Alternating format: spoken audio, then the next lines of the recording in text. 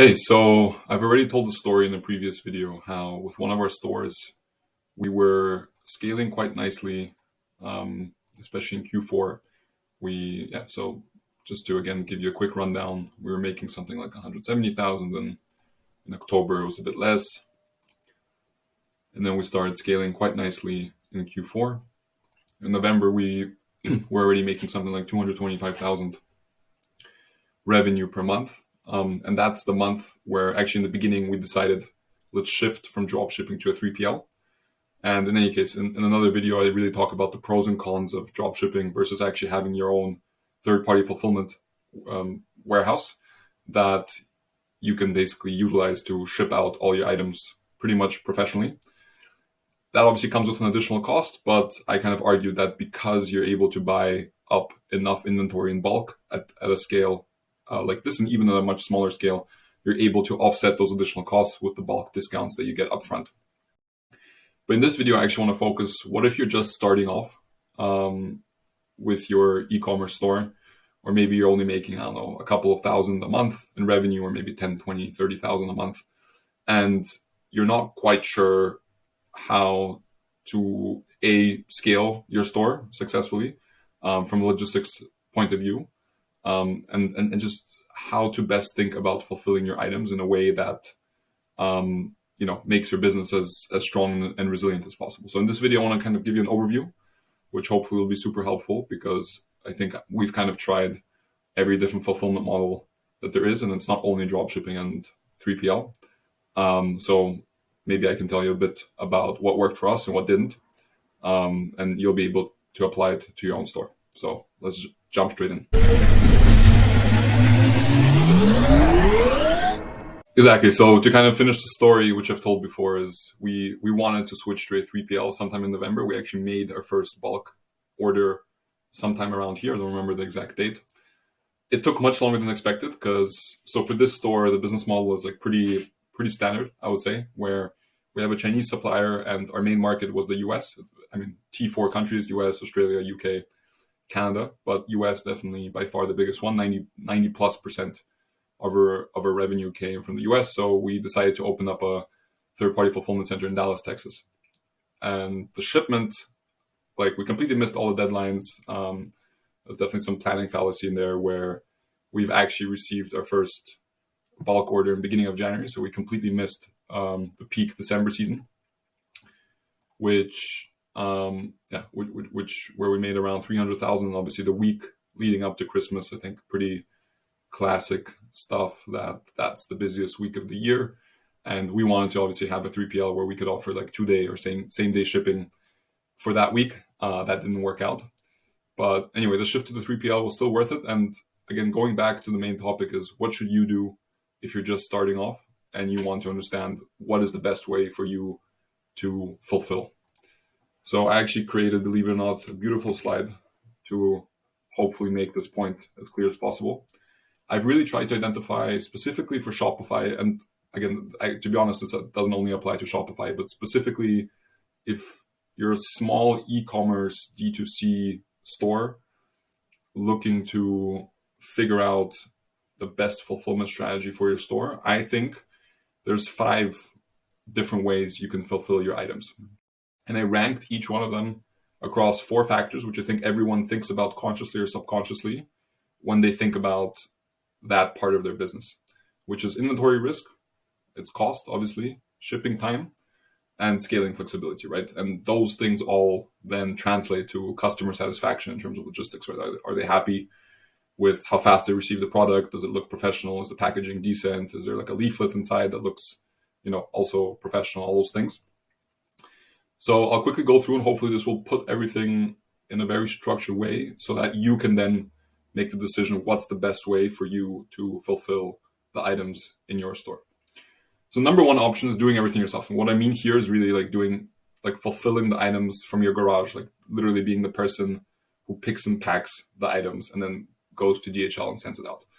I think this is a pretty bad idea unless you really want to keep it at an extremely small scale and you're just like making cupcakes to sell a couple a day, which doesn't even make sense with Shopify. But unless I think you're at extremely small scale and it's really a hobby, I just think that, you do still take on some inventory risk because you actually need to send everything to your house. You might have the illusion that you're saving costs because you're actually doing the picking and packing in your garage or whatever. But in reality, you should be spending this time actually building your brand, building the business, actually growing it, and you'll need that time for sure. So even though it feels like you're saving time on unpacking the boxes, I actually think in the grand scheme of things, you're not. And at the same time, also, it's just not economical for you unless you have like some expertise, right? Specifically doing those things. You're never going to be as efficient as your supplier, well, A, and B, especially as like a professional 3PL, right? Third party fulfillment center that does that. That's their main business, right? They're, like the time it takes them to send out 100 or 1,000 packages in a day is obviously super efficient compared to what you could manage. Generally, I think it's a bad idea, so stay away from it. I think shipping time, scaling flexibility is also not great. If you do it yourself, you're pretty limited and you're going to be the bottleneck of your own operations. And again, you're going to be taking out your own time that you need to be spending on the business, all those things. Then we have dropshipping. And by the way, like, I think this does boil down into dropshipping versus 3PL. This is also how I started the video, but I wanted to kind of give you the fuller picture. Why many people start with dropshipping is because they do not need to take inventory risk, right? That's the main appeal. They do not need capital up front. You don't need to use your own savings because the supplier fulfills the item after it gets bought from you on your store, and you pay them on a product by product, on an item by item basis, right? So you don't have any inventory risk. That's obviously the plus. The cost is actually, there's a big plus and a big minus. So like actually the variable cost is decent with dropshipping because again, you just pay the supplier like one fee for them to deliver the item to the end customer, but you're not getting any bulk discounts, right? And we're going to get into that in a second, but you're not getting any bulk discounts by definition because you're paying the supplier to dropship each item one by one to each of your individual customers. And then we come to the obvious drawbacks of dropshipping, which is the shipping time is pretty horrendous. And sure, right now, I'm sure a lot of you are also familiar with like Yun Express from China. Again, it depends also where you're dropshipping from. So like from China, there are options that take like 7 to 10 days, and they are also a bit more expensive. So yeah, you can offer maybe a week if you're really pushing it and you kind of go for the express shipping options. But A, that's pretty expensive, and B, you're probably not doing that, and C, even a week is just way too long in the Amazon kind of same day delivery time like world. So obviously, I think everyone knows the shipping time is pretty bad, and people just drop ship and they don't think about how this affects their retention and just their lifetime value of the customer and just the kind of ultimately just the profit that they're going to make, right? Even on like a 6-month window, because customers are just not happy if they receive something like 2 weeks after they ordered. And scaling flexibility is also not that great. I just showed you that we still in December, where we made almost 300,000 revenue just that month, we were still drop shipping. So you can reach a certain scale with drop shipping, right? And again, there's a time and place for it, right? Especially in the beginning when you're testing for it. But we were definitely already pushing the envelope, and there's a lot of issues that we had to deal with on the back end of that, right? Where with that scale, it was definitely kind of hard to scale past that. So I definitely, wouldn't recommend it. Okay, moving on. There's this agent-based model, which I'm not a big fan of, but again, I wanted to include it here to give you like the full picture, which is kind of, you have an agent in China who acts as like this umbrella for multiple suppliers, or maybe your main supplier, but then he holds some of the inventory and then make sure to kind of optimize on the cost and shipping time. So it's like this hybrid solution where you can improve actually inventory risks. There's always a trade-off, right? I think that's also the point I'm trying to make here, right? There's always a trade-off, and you just need to make the decision which trade-off fits best at, first of all, your Shopify store, right? And that depends obviously on the items you're sending out and really what you're trying to achieve, but also obviously the stage of your store, right? How and that just depends on the scale. Are you still just starting off? Did you reach some sort of scale, or are you already a bigger store? Anyway, this is a hybrid solution where you can optimize a bit on shipping time, you can optimize a bit on scalability. You do pay the agent, there's an extra fee involved, but then you can offset the fee because the agent, they can help you negotiate the deals with different suppliers, and they can like play different suppliers against each other to give you like the best rates. So I think, something to keep in mind of. A lot of people made good experience with agents. A lot of people made bad experience with agents. Obviously, depends on the agent you find, the relationship you build with them. Okay, now moving to a third-party fulfillment center, 3PL, which I think is the real way to go about it if you're reaching any scale, and that scale being even way less than the 200,000-300,000 a month that I was showing you in this example, just for this store, right? Actually, the first 3PL I ever got was for a store that was making something like 10,000 revenue per month, so it was way smaller. I mean, and even there it made sense, but it also made sense because we were only selling in the UK for that store. Just geographically, it was like, a bit more concentrated, so their 3PL also made more sense. But anyway, let's quickly go through the benefits and the trade-offs of having a 3PL. First thing is inventory risk. You do take on inventory risk with a 3PL, right? And that's again the thing that a lot of people are hesitant with. But again, if you reach a certain scale, I actually don't see this as a downside because you can manage your inventory risk. Like, sure, you need capital up front to pay for it, and there's also ways to bridge that. There's like revenue-based financing, which again, topic for another video, and there's a lot of things to say about that, and also not only good things. But anyway, there are ways around it, and if you're very confident, and again, you are buying inventory, which if you're confident you're going to sell eventually, right? It is a risk you can mitigate quite nicely, but obviously this is something to keep in mind, right? That you need to buy in bulk upfront, right? So we'll go back again to my store, and I can kind of give you an example of how many units we had to buy in bulk upfront to have enough inventory for like 1-2 months, which is like a pretty typical way, I think, to start off with a 3PL. Now, cost is also variable, and why I put the side thumb is because on one hand, you do get bulk discounts when you go to a supplier and you tell them, hey, I want to order 3,000 units now up front, all in one go, which is also more efficient for the supplier. The market rate that I see is kind of that you would get a 15-20% discount. But really, depending on how you negotiate, depending on all kinds of variables, it might go up to even 30%, sometimes even more. So you can get massive bulk discounts. Literally for the same product, you would get it 30% cheaper, let's say. I mean, for this store, this has definitely been the case sometimes. And again, it just depends also the relationship you have with your supplier and how long you've been working with them and so on and so forth. On the other hand, you obviously need to pay the 3PL warehouse to fulfill the items from that warehouse in the US, in our case, to your customer. So there is an extra cost attached to that, right? But again, this can be, if you do it right, this can be offset by the discounts that you receive from making the bulk shipment.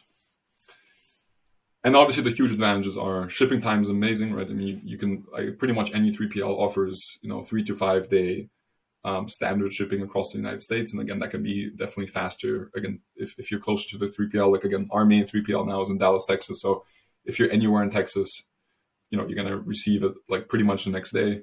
And obviously, it just depends. If you're really far away from that, it might take 3-4 days. But generally, no one's gonna really be complaining if you have like on average a 2-3 day shipping, and you can always offer, and that's the great thing, you can offer same day shipping, overnight shipping, 2-day express shipping. Most 3PLs provide those options because they work with DHL and FedEx and whatnot. And because they have so much volume with DHL and FedEx, they then have deals with them to have like bulk discounts for your items as well, so that your shipping rates are then much cheaper. But anyway, because your shipping times are extremely low, right? I think that's the way you can truly scale, right? And also, once you have one 3PL, the marginal cost of adding a second, third, fourth, fifth 3PL is relatively low. It's actually not that difficult. It's just like getting the foot in the door with the first 3PL, where you have like the kind of setup time and cost a bit. Once you have that, it's actually not that difficult. And you can scale through the roof, to be honest. And that's also, I think, how the big brands do it, where you can be making tens of millions a month and just have a network of 3PLs in your main markets, and then automate the whole thing and have this beautiful system where you're sending out literally thousands of products a day from all kinds of 3PLs at a huge scale. You're offering great shipping times. You're offering professional, just service in terms of tracking in terms of packaging, in terms of, adding, like I said, leaflets into the packaging, so on and so forth. You can get the cost right to a point where your profit margin can be better than even if you're drop shipping. And you can manage the inventory risk if you have enough scale, right? So there is potential with a 3PL, right, to get all the advantages if you do it right. And there is a setup time cost. So it can be pretty intimidating in the beginning, but from my experience, having done this move several times for several stores, I would say that, again, if you're making 10, 20, 30,000 a month in revenue already, it's worth really considering it, because the upsides definitely outweigh the downsides. And you're also going to learn a lot of stuff. So I think it's something you should definitely consider. Finally, I just wanted to mention this is a bit of a weird one, but it's also a bit outside of your control, so I wouldn't think about it too much. But there is a scenario where your, let's say, Chinese supplier, they're so big that they also have a warehouse in the US, which by in and of itself is a bit, you need to watch out those things, because then you always need to ask yourself the question, why they're not selling in the US if they already have a warehouse there. But imagine the scenario that they have a warehouse in the US, but they don't have any clue how to sell it except doing, kind of wholesale sales to you. There is a scenario where you can essentially use their warehouse because you're buying from them in the US, but not hold inventory risk, right? So they still do everything for you, and hopefully they still have a sophisticated ERP system that can connect to the back end of your Shopify store to fulfill everything automatically. And that way you don't have any inventory risk, even though their warehouse, you can still use their warehouse in the US, meaning that you can still have decent shipping times, you can still scale because they kind of take that on. And the cost is against whatever you negotiate with them, right? But if you're big enough, and I think there you also need enough scale to really convince them that you're worth it for them, then there's a scenario where that also works. But anyway, I think ultimately it boils down to drop shipping versus being in control of your inventory in some shape or form through using a 3PL. Don't use your own house. Keep your own house for other stuff. So and that's why I think, it's really those two. And again, there's different shades of gray in between, like I said, with the agent based, or again, if the supplier is willing to kind of lend out their warehouse capabilities to you, right? Lean into that if it's a possibility. But again, the beauty with a 3PL, it's a double-edged sword, right? But on one hand, you can, you're in control of your inventory, and that's kind of beautiful because no one can take that away from you, right? And if you buy 3,000 units of your items and they're ready to be shipped out, then you're in control, right? Whereas then, with drop shipping, another downside, I mean, there's a lot more things to say here, right? Is that obviously you're kind of at the mercy of your supplier not going on holidays or whatever, right? Which obviously, the Chinese New Year, and you have all those things where you have a lot of stories of people obviously missing, I think, a lot of customer expectations because their supplier just goes away for a week, right? And they just can't do anything, right? Because they're not in control of the inventory. So of course that control of the inventory comes with a cash flow consideration, but I think it's worth it if you hit a certain scale. But again, for you to decide. I hope this gave you some perspective on the different ways you can fulfill if you're starting off. So check out the other videos where I really talk about, I think, in much more depth, how to shift to a 3PL, why you should shift to a 3PL or why not, and at what stages you should consider drop shipping versus a 3PL, and many other topics. Hey, before you bounce, consider subscribing to our channel, but only if you've actually enjoyed the video and found at least a few valuable things for your Shopify store. Also, check out our free Shopify app, Trackidex. We have a link in the description below. We're developing new features literally every day, and we're also excited to actually hear your feedback on some of the next features we should develop. Thank you, and I'll see you in the next video.